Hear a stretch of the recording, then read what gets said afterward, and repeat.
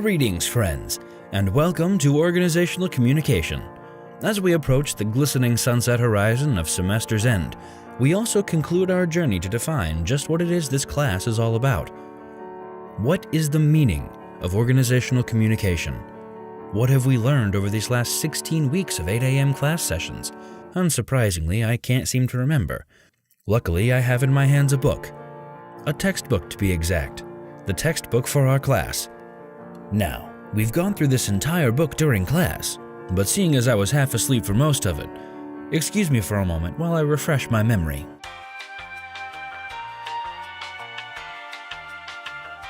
Alrighty, where was I? Oh right, describing organizational communication.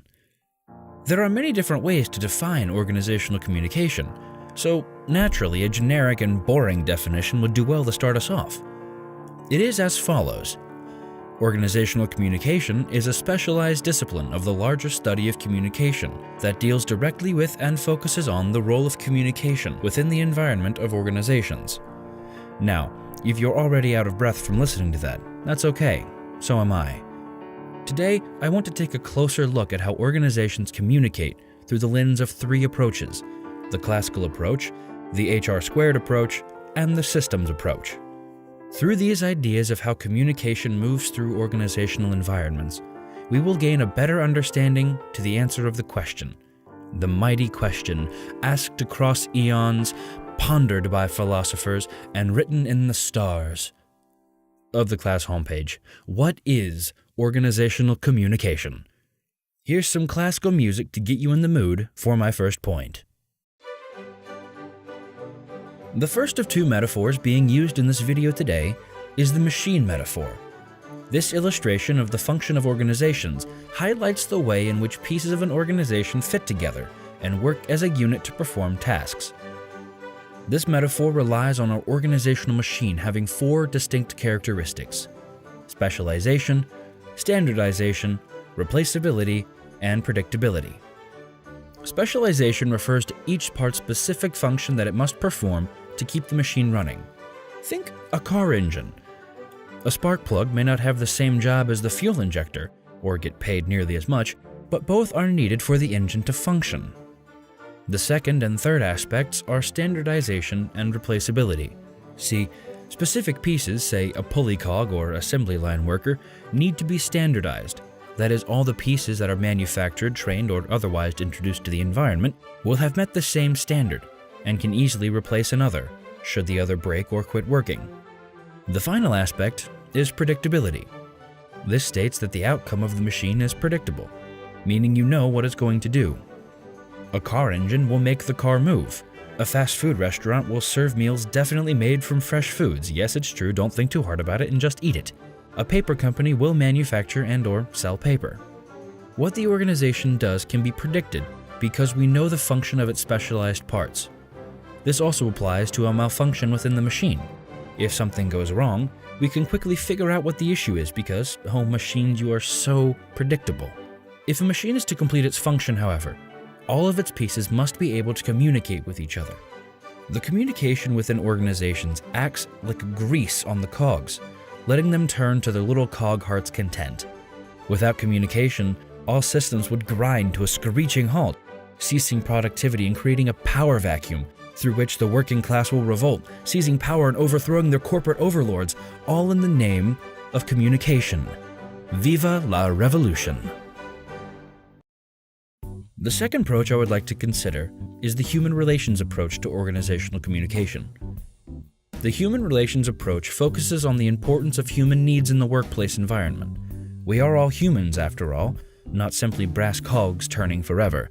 Don't argue. That debate is best left to existential philosophy. Trust me. The idea is that if people's needs are met, they will have a better attitude towards their job, however menial, and perform better over people whose needs haven't yet been met. The famous Hawthorne studies were a set of experiments conducted on workers wherein different variables of the workplace environment were modified, and their change in productivity was recorded. These variables included the lighting levels, temperature, work hours, and even just asking the workers how they felt. You see, humans have feelings. It's like the one thing that sets us apart from machines. Studies showed that while changes to the environment could be seen to impact worker productivity, it also affected their emotional response to their job and to each other.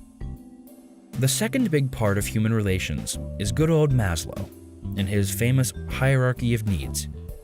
Maslow theorized that people were motivated to fulfill their needs in a specific order. They would make sure a base need was filled and then move on to the next one. And so long as their base needs were achieved, they would be motivated to reach higher. The first level is the physiological needs, our need for food, shelter, sleep, etc. Once those are taken care of, we are then concerned with our need for safety.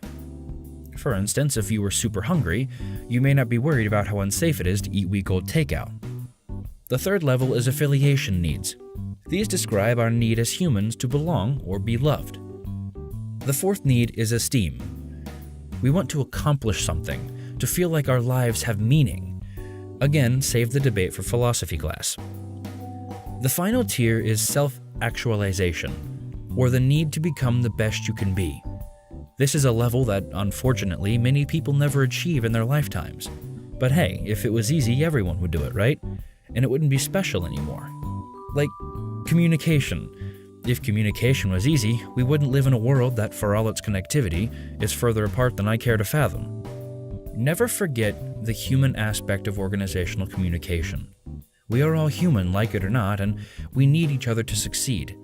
You can't have an organization with only one person, or without communication.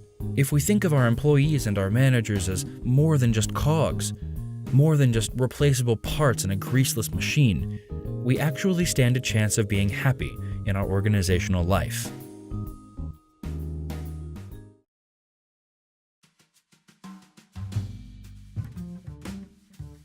Alright, I'll say it. I'm a bit of a nerd. I always have been. I love learning about science and math and other stereotypical nerd things. So when I saw the word systems during my book review a couple of moments ago, I started to get a little bit excited. You see, a system in physics is a portion of the universe that's chosen for analysis. The environment is everything else and is generally ignored except for its effects on the system. A system can be anything, from the human body to a car battery. And like the machine metaphor, each part of the system plays a part in the overall function of the organism. The system's approach to communication examines how organizations behave like these systems and their interactions with the environment. A system is made of three big components: hierarchical ordering, interdependence, and permeability. A complex system is made up of a hierarchy of parts. Well, there is the supersystem, which contains the whole of the organism, and the subsystems, which each have their own processes and functions. Consider the human body. The body has its functions broken down to its cardiovascular system, digestive system, and neurological system, and so on. All of these subsystems make up the overall supersystem. Now, apply this to an organization. If the supersystem was, say, a school, then the subsystems would be the teaching departments, the student body, and even the systems of communication that bind all parts of school life together. The second is interdependence. All parts of a system rely on each other to live and continue functioning. The brain wouldn't work without the heart pumping blood up to it. Teachers wouldn't be able to teach if students didn't show up. All systems must be connected for an organism or organization to work properly. To do this, they must have communication. The hands wouldn't know to move if the brain didn't tell them to, and the body wouldn't feel pain if the nerve endings stopped sending signals to the brain. Wouldn't that be nice? The third component is permeability, or how open is the system to the environment. In order to survive, a system has to be able to take in items necessary to its survival, and keep out harmful materials. For the body, we can't manufacture our own food, so we rely on the environment to supply our bodies with nourishment. In an organization, a product cannot be made if the raw materials don't come from some other place, and the people in the organization must be able to come and go. Otherwise, this school just got a whole lot more like a prison. Maybe it already is. One can never quite tell, and the windows are always mysteriously shut. Anyway, communication must also be allowed to flow throughout an organizational system, from outside and inside. The only way for an organization to function is if it communicates.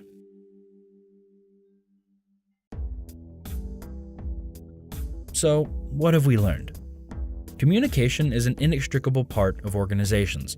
It is the only thing that ties departments of companies together, the only way for information to travel. Sure, an individual can function on their own just fine, but an organization cannot function without communication. We looked at the machine metaphor, which tells us that organizations run in a similar way to that of a machine, and for societal order to stand, the various cogs must be greased with the viscous and flammable liquid of communication. We briefly reviewed the importance of human relations and how in order for people to want to do well in an organizational setting, workers need to be valued for their humanity, not just their productivity. And finally, we took a look at systems and how organizations behave and interact within themselves and with the environment. Communication in organizations has no solid definition. There's always something that could be added, and nobody has the time to write a novel-length definition. Well, I guess the textbook is just that, but still. Organizational communication consists of a vast field of ideas, theories, and observations, all which make up a different tenet of the definition. So what is organizational communication? Part 2. It's the exchange of information within an organization, the act of every part of a machine working as to one function, and the glue that holds organizations and society together. And that's all, and so much more.